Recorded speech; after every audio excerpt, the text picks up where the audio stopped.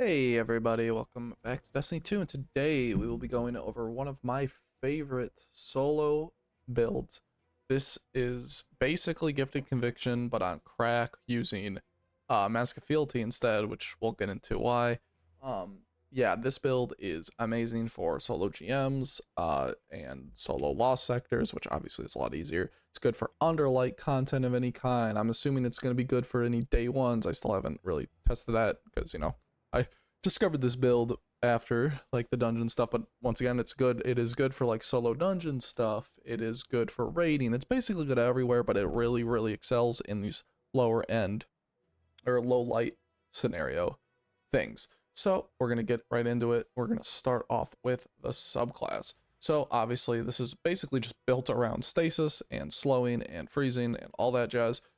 So we are using Silence and Skull, which is good inside of things like GMs and low-level content, excuse me, a high-level content, just because obviously slowing and freezing stuff, they can't attack back. You also get damage resist because of, what's it called? Frost armor, because of Facet of Purpose. We're using Gambler's Dodge to get our melee, which does now proc with Ascension. It's another reason we'll get into that. Obviously using Withering Blade, because that's what the helmet is for. We're also using Duskfield. Ascension, like we said, so using your air ability will amplify you, send you forward, give you a 15% damage reduction buff, as well as if you're near enemies, it will give you your melee back, which is awesome. Obviously when we're using Gambler's Dodge. Other one is Stylus Executioner, also just very good, great survivability. If you're in like lower end content, you can use like Gunpowder Gamble, I guess, if you really want to. In terms of fragments, we're using Protection, obviously just really good. Dawn, this will allow us to get anti-barrier, as well as just, Radiant in general. Obviously Ruin, because we're using a lot of stasis, that will increase the damage of our shatters. Purpose for Woven Mail, for Frost Armor. And then Facet of Hope. Well, you have an elemental buff, your class ability regenerates more quickly, so obviously we're going to have a lot of Radiant or Frost Armor. We also build Transcendence like crazy in this build just by having, obviously, these, a lot of Darkness energy, and then using a light-based GL area denial, so either the Void one, the Velocity Baton, or the Psychopomp. Both of these work very well. This is good for Rolling Storm if you have like Bolt Charge stuff, or this one is just good in general because of Attrition Orbs, and just obviously it builds your Transcendence meter really fast, and it's really easy to do that when things are slowed, so which will build both really quickly. In terms of weaponry, that's really the only thing you should be using is one of these light ones. In terms of other weapons, basically just whatever you want to use. I like using this new Fatebringer. And then I'm using Deterministic Chaos just for an even more consistent way to get anti-barrier, just because obviously it's intrinsic, and this is just really good this season because of the Void stuff. In terms of the mods, I have a Kinetic Siphon and heavy ammo stuff. I'm using Impact Induction, Bolstering Detonation, and Focusing Strike. This is just to get our abilities back even faster. Whatever resist mods for the activity you're running. Here I'm using a Void Scav, Absolution, and Recuperation. That's our main source of healing here. And then in terms of on our cloak, we've got Special Finisher, Reaper, and Proximity Ward. Obviously Reaper doesn't currently work with Ascension, but it will. So it's there for when that does. But yeah, I'm going to kind of walk through this Lost Sector on Expert here. Just kind of showing off the build here. And just kind of walk through what I do, what scenarios, that type of thing. Obviously, this build alone can stun every champion. It will slow, it will freeze. It can freeze anti-barriers before they put up their shield, but it also gives you Radiant. So, yeah. So we're just going to get right into this. Guys, you don't really need to throw any abilities. I like to save my abilities until we're in a room with multiple enemies. Like this, just to get everything rolling, build up my light meter. Then when we're close enough, we're gonna do this just to get our abilities going. Throw a nade down, and then we're gonna try to build our Transcendence meter as fast as we can here. See, our Darkness one is basically complete. and our light one goes up fast if we end up hitting multiple enemies. Looks like our light one's gonna end up being before our dark one. And then obviously if you have a kinetic weapon, it does both. So we're just gonna kill some enemies just to kind of get it going. We're gonna break these so we can actually damage the champion. We're gonna do that. This will freeze them in one go. As long as you actually hit them. I forgot they have like that new buff or whatever. There we go. And obviously you get bolt charge as well. Easy.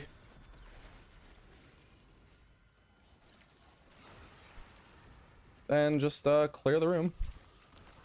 This lost sector is really annoying, just because it is a challenging one in general. It just takes forever, especially the boss room, because there's just not a lot of things going on in there besides just the boss. So if you don't have a good like boss build type thing, it can be a little annoying.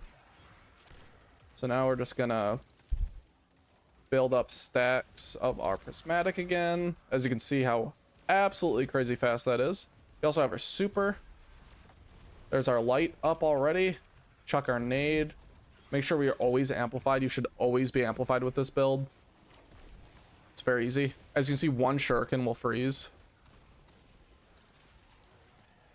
Very simple. We're just gonna keep attacking stuff, get this guy out of our way, and then we're gonna shoot all these before the unstop comes and gets us. I'm gonna do this.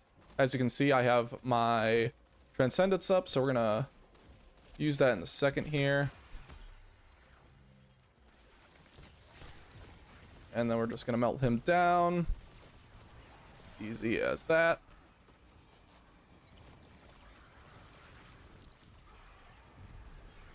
Like I said, super easy build. Void is really good this season, so this thing always has like volatile. Actually, no, it doesn't. You need to get, it needs to be weakened stuff, so it will if I weaken things. Then this next part is even easier than the rooms. Just because you don't even need to freeze these guys. You just have to slow them. So I'm gonna let all these things go by. We're gonna heal real quick, so we're just gonna do that. I'll hit both of them. Bolt charge and volatile will take care of the rest. Hit him with that again, and happy days. Very simple. And we have good survivability because we're always invisible. Basically everything we do besides hand cannon kills, unless it's debuffed, will give us invisibility, so. And now the worst room. This room I'll probably die in. I hate this room, no matter what build I'm running. So, I'm just not adept at this room. Chuck that there, do this. Use this for some of that. I'll reload this.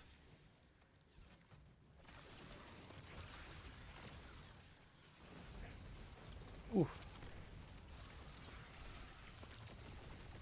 Got guys behind me, I know. Go.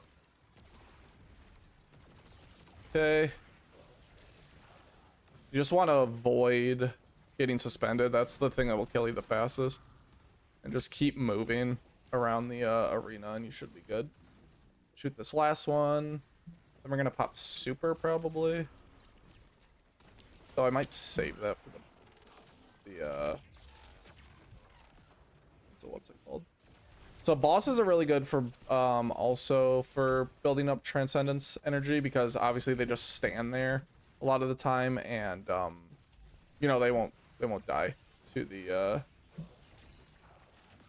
to like area denials unless they're obviously one shot. I'm playing like kind of a burger here, just trying to kill some stuff, get them out of the way, and then we're gonna do some boss DPS here.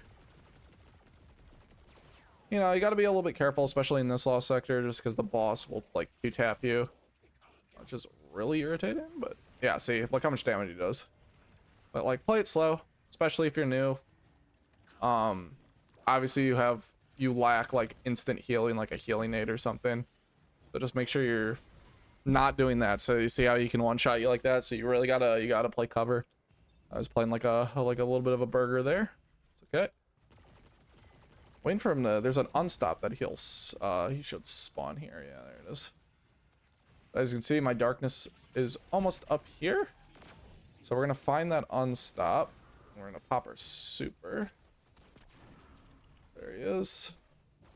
Pop it right on top of him. The boss is there. We're gonna run. Break that. Pop this. Do this.